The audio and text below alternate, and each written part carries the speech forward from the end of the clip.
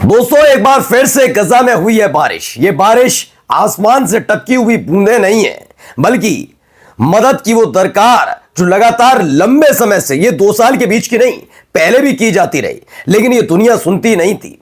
लेकिन जब नई पीढ़ी ने इतिहास पढ़ा और आखिरकार हमास ने आईडीएफ को घुटने के बल बैठने पर मजबूर कर दिया, उसके बाद अब फिलिस्तीन में लगातार अर्थव्यवस्था को ऊंचाई तक ले जाने के लिए हर एक देश, हर एक सेलिब्रिटी काम कर रहा है। हां, ये बात सच है कि अभी लंबा समय लगेगा गजा को उसी हालात में लाने के लिए, लेकिन जब एक बार उस हालात में आ गया तो यकीन मानकर चलिए अब उसको बिगाड़ना छोड़िए, उसकी तरक्की को कोई रोक नहीं पाएगा, क्योंकि फिलिस्तीन एक देश बन चुका है।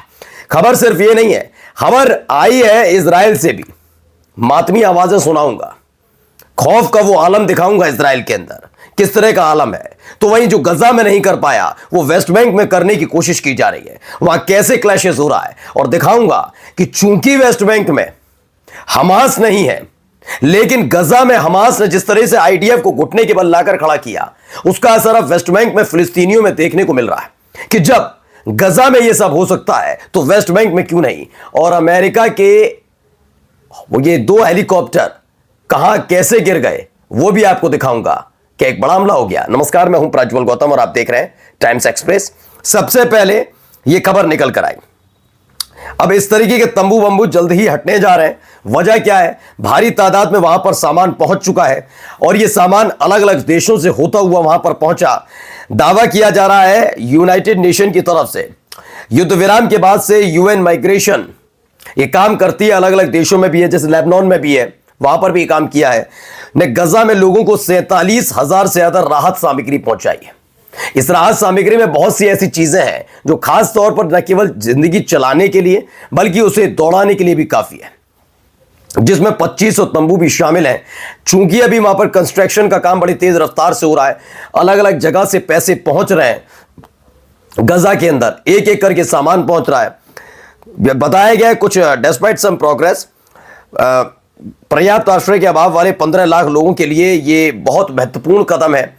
और इन जो पैसा वहां से आ रहा है उसका इस्तेमाल किया जा रहा है वहां पर बिल्डिंग्स को बनाने के लिए। सबसे पहले रास्ता साफ किया जा रहा है, रास्ता साफ करने के बाद अब बिल्डिंग कंस्ट्रक्शन का काम दावा किया जा रहा है कि नवंबर से शुरू हो जाएगा। गजा के कई इलाकों में, खासतौर पर उत्तरी गजा से शुरुआत होने जा रही है, जहां पर कंस्ट्रक्शन का काम तेज रफ्तार से किया जाएगा।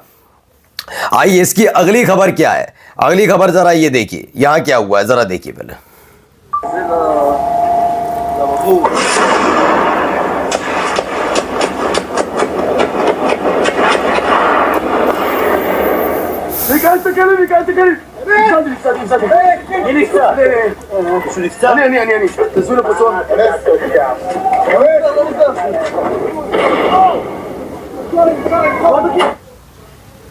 मारा गया। ये क्या हुआ? अब आप सोचेंगे तो सीज फायर तोड़ दिया, नहीं, ये सीज फायर से ठीक पहले की तस्वीर है, जिनकी अब तस्वीरें न केवल निकलकर सामने आ रही हैं बल्कि आईडीएफ के इन सैनिकों की लाशें भी पहुंच रही हैं इजराइल।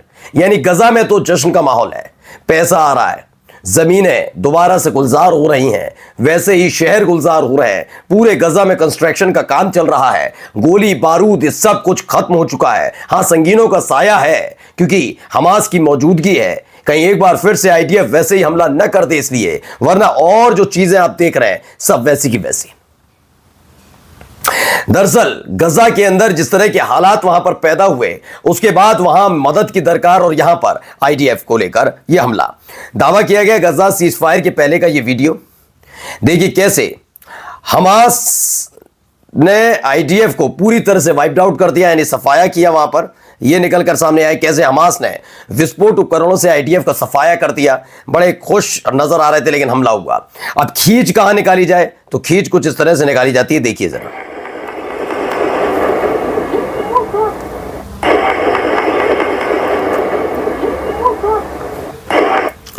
तो क्रेडल का दावा है, द क्रेडल ने खबर बताई है कि जो रेजिस्टेंस फाइटर्स हैं, लड़ाके हैं वेस्ट बैंक में, खास बात बता रहा हूं, हमास से नहीं, गजा नहीं, वेस्ट बैंक में। आप सब देख रहे हैं, हाल ही में 4 दिन पहले भी खबर मैंने आपको दिखाई थी कि जब जेडी वेंस जो उपराष्ट्रपति हैं अमेरिका के, वो मौजूद नजर आते हैं इजराइल के अंदर, उसी समय नेसेट यानी कि इजराइल की संसद वेस्ट बैंक को इजराइल में मिलाने के लिए एक प्रस्ताव पास कर देती है।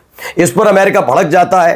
ट्रंप का बयान, जेडी वेंस का बयान, ये कहते हैं मूर्ख है, पागल हो चुका है इजराइल। उसके फौरन बाद ही नेतन्याहू उस पूरे प्रस्ताव को वापस ले लेते हैं। यह खबर हमने आपको दिखाई थी। अब दूसरी खबर यह है कि जो वेस्ट बैंक है, वेस्ट बैंक में लगातार हमले किए जा रहे हैं। पहले ये हमले सिर्फ एक तरफा हुआ करते थे, कभी कभी छिटपुट घटनाएं हो जाती थी, लेकिन ज्यादातर ये हमले होते नहीं थे, ये हमले बचते थे। ठीक है, अब क्या होने लगा है, आर्म क्लैशेस हो रहा है, रेसिस्टेंस फाइटर्स है, लड़ाका संगठन वहां का। उन्होंने देखा जब गजा के अंदर हमास वैसे ही हथियारों से आईडीएफ को, जो कोई अमेरिका के हथियार, उतने मजबूत हथियारों का सामना करते हुए आईडीएफ को घुटने के बल ला सकता है, तो हम अपनी सरजमी के लिए, वेस्ट बैंक के लिए लड़ने के लिए तैयार हैं। तो ये फाइटिंग इजराइल की तरफ से हमला, तो उधर से गजा में जो फिलिस्तीनी लड़ाके उन्होंने भी हमला कर दिया है। कुबातिया इलाका है, दक्षिण इलाके में वेस्ट बैंक में यह हमला हुआ। चलिए अगली खबर देखिए। यह भी एक तस्वीर और यह भी खबर निकलकर सामने आई, पहले देखिए।